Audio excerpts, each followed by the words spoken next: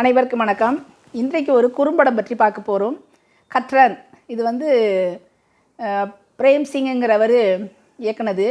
ஒரு சின்ன சண்டை சச்சரவு, வீட்டுக்குள்ளே ஒரு அபிப்பிராய பேதம், ஒரு மிக படித்த கணவர், 62 வயசு ரிட்டையர் ஆகி 62 வயசாகுது அவருக்கு. கல்யாணம் ஆகி 36 வருஷம் ஆகுது. ஒரு கணவனுக்கும் மனைவிக்கும் ஏற்படக்கூடிய உரையாடல். அவங்க டைவர்ஸ் பண்ண போகிறாங்க. ஒரு லாயர் வீட்டுக்கு போகிறாங்க. அதுக்குள்ளது தான் எடுத்தோன்னே ஒரு ஃப்ளவர் வாஷ் விழுகுது கீழே.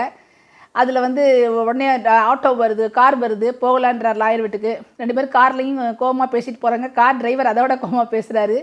லாயர் வீட்டுக்கு போய் 2 பேரும் மாற்றி மாற்றி அடிச்சுக்கிறாங்க. நடிப்பு சும்மா அபாரமாக நடிச்சிருக்காங்க. அல்கா அமீன், அப்புறம் பியூஷ் மேஹ்ரா, அப்புறம் ராஜேந்திர சௌலா அவர் தான் லாயரு, யஷிகா டே இவங்க வீட்டில் வேலை செய்கிறவங்க. பிள்ளைங்கள்லாம் ஃபோன் பண்ணி அப்பா அம்மாட்ட நீங்கள் இப்படிலாம் பண்ணாதீங்க, நீங்கள் டைவர்ஸ் பண்ணாதீங்கன்னு சொல்கிறாங்க. 2 பேரும் சேர்ந்து மாற்றி 36 வருஷமாக நான் இவரோட பட்ட பாடு அப்படின்னு சொல்லி லாயர்கிட்ட போய் சொல்கிறாங்க. இவங்க குடும்பத்தில் ஒன்றுமே. இவர் சொல்கிறார், இப்போ நான் காலேஜ் முடிச்சிருக்கேன், அவன் 4வது தான் படிச்சிருக்கான்னு.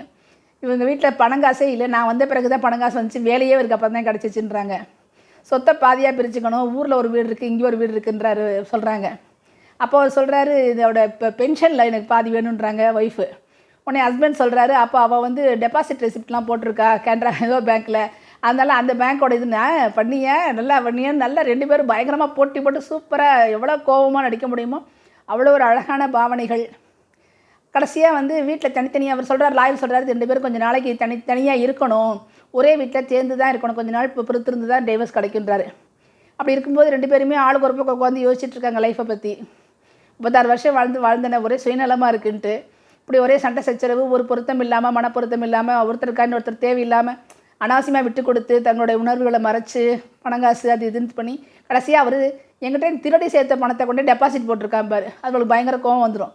உடனே அழுது அழகாக பேசுவா. அல்கா அமீனோட நடிப்பு சான்ஸே இல்லை. அதே மாதிரி பியூஷ் மேஹ்ரா பயங்கரமாக சூப்பராக பண்ணியிருப்பார். கடைசியாக கிச்சனில் ஒரு சத்தம் கேட்கும், ஏதோ ஒரு டமால்னு விழுகிற மாதிரி.